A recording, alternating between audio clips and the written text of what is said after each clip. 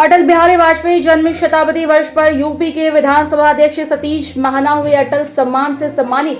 Deep Kamal foundation की ओर से भारत रत्न अटल बिहारी वाजपेयी के जन्म शताब्दी वर्ष पर आयोजित अटल महाकुंभ में यूपी के विधानसभा अध्यक्ष सतीश महाना को अटल सम्मान से सम्मानित किया गया।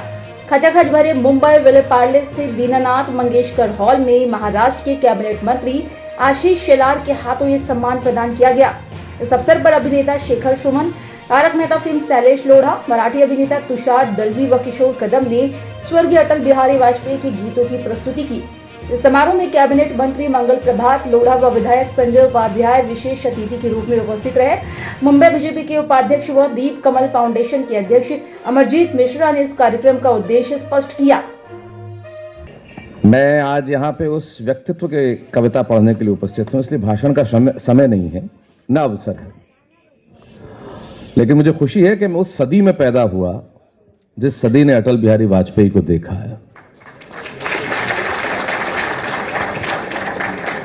बचपन में मुझे याद है जब मैं 7-8 बरस का रहा होऊंगा, चित्तौड़गढ़ जिले में हम रहते थे। पथ संचलन करते हुए जब चित्तौड़ में गए तब एक बार बाला साहब देवरस का बौद्धिक उस बचपन में सुना और अटल जी को कई बार सुना, उनकी कविताओं को सुना, उनके भाषणों को सुना। तो मुझे खुशी है कि हमारी पीढ़ी ये कह सकती है कि हमने अटल बिहारी वाजपेयी को देखा। भारतीय राजनीति जब भी इतिहास के रूप में लिखी जाएगी उसमें दो ही पक्ष होंगे, अटल बिहारी वाजपेयी के पहले, अटल बिहारी वाजपेयी के बाद। आज नाम लेने की जरूरत नहीं है जब लोग हारने पर ईवीएम का रोना रोने लगते हैं। आशीष भाई, रुदन शुरू हो जाता है उस वक्त उस व्यक्ति की महानता देखिए जब एक मत से सरकार गिरती है, वो व्यक्ति राष्ट्रपति को इस्तीफा देने चले जाते हैं बिना कुछ कहे, बिना कुछ बोले, और चुन के आते हैं फिर से। ये अटल बिहारी वाजपेयी। भाषा की शालीनता, संबंधों की मर्यादा और रिश्तों का सानिध्य, यदि भारतीय राजनीति में किसी एक व्यक्ति के पास ये सभी चीजें समाहित है तो वो अटल बिहारी वाजपेयी हैं। और मुझे खुशी है, बाकी सब लोग राजनीति से हैं, शेखर भाई कलाकार हैं, लेकिन मैं कवि कुल से हूं। और मुझे खुशी है कि कविता का एक छोटा बालक आज इस मंच पे खड़े होकर ये कह सकता है कि मेरे कुल के सबसे बड़े नाम ने इस भारत की सबसे बड़ी कुर्सी को सुशोभित किया था। इसलिए उनकी स्मृति में यहाँ इस कविता पाठ का होना मेरे लिए बहुत खुशी की बात है। अटल जी जैसा पढ़ते थे वैसा तो पढ़ना मुश्किल है, लेकिन कोशिश शेखर जी हैं जो अटल जी के अंदाज में बात करते हैं। शेखर जी का काव्य पाठ बाकी है अभी, हाँ, तो शेखर जी अटल जी के अंदाज में बहुत बात करते हैं और बड़े अंदाज से बात करते हैं। तो मेरे ख्याल से जब पढ़ेंगे, जब करेंगे, लेकिन मुश्किल है। लेकिन अटल जी का एक खास अंदाज था, वो शब्दों को बोलते नहीं थे, उच्चारण नहीं करते थे, शब्दों को जीते थे। और शब्द की मर्यादा और भाषा की ताकत वही है कि वो भीतर से निकले। हिंदी जब आप अटल जी के मुंह से सुनते थे तो आपको लगता था कि इससे शुद्ध, इससे बेहतर, इससे समृद्ध कोई भाषा है नहीं, जो सचमुच।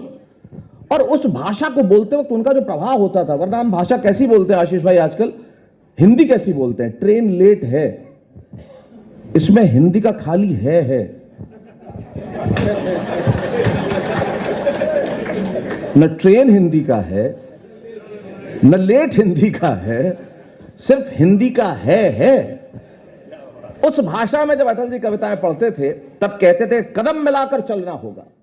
अटल जी कहते थे कदम मिलाकर चलना होगा, कदम मिलाकर चलना होगा। बाधाएं आती हैं आए, बाधाएं आती हैं आए, घिले प्रलय की घोर घटाएं, पावों के नीचे अंगारे, सिर पर बरसे यदि ज्वालाएं, निज हाथों में हंसते हंसते आग लगाकर जलना होगा, कदम मिलाकर चलना होगा।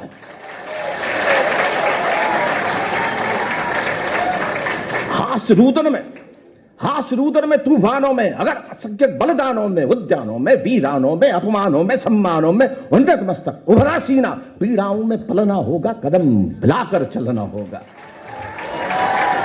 और अंदाज में जब अटल जी आगे कहते थे कि उजियारे में, अंधकार में, कलकहार में, बीच धार में, उजियारे में, अंधकार में, कलकहार में, बीच धार में, घोर घृणा में, पूत प्यार में, क्षणिक जीत में, दीर्घ हार में, जीवन के शत शत आकर्षक अरमानों को ढलना होगा, कदम मिलाकर चलना होगा।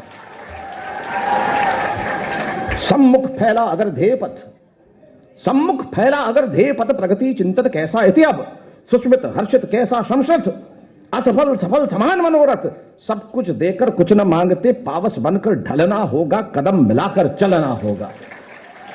और अंत में अटल जी कहते हैं, कुछ कांटों से सज्जित जीवन, प्रखर प्यार से वंचित यौवन, कुछ कांटों से सज्जित जीवन, प्रखर प्यार से वंचित यौवन, नीरवता से मुखरित मधुबन, परहित अर्पित अपना तनबन, जीवन को शत शत आहुति में। वो कहते हैं कि कुछ कांटों से सज्जित जीवन, प्रखर प्यार से वंचित यौवन, नीरवता से मुखरित मधुबन, परहित अर्पित अपना तनबन, जीवन को शत शत आहुति में जलना होगा, गलना होगा, कदम मिलाकर चलना होगा।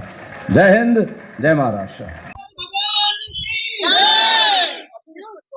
17 वर्षों से दीप कमल फाउंडेशन, जो जनसंघ से लेकर भारतीय जनता पार्टी की यात्रा का, दीप से कमल तक की यात्रा का एक फाउंडेशन है, जिसके तहत हम लोग इस कार्यक्रम करते हैं, जिसमें अटल जी की कविताओं का कार्यक्रम इसलिए करते हैं कि भारत की राजनीति में यदि राजनीति के संदर्भ में संघर्ष के बारे में, देश के परम वैभव के शिखर पर ले जाने के लिए जो जो दिक्कतें आई हैं, उन दिक्कतों का अगर कहीं आपको रूबरू होना होता है, जानना होता है, तो अटल जी की कविताएं हैं। अटल जी की कविताओं में आपको दर्द भी मिलेगा, देश के प्रति निष्ठा भी मिलेगी, भारत को परम वैभव के शिखर पर ले जाने के लिए जो संघर्ष है, वो संघर्ष का भी दर्शन उनकी कविताओं में होता है।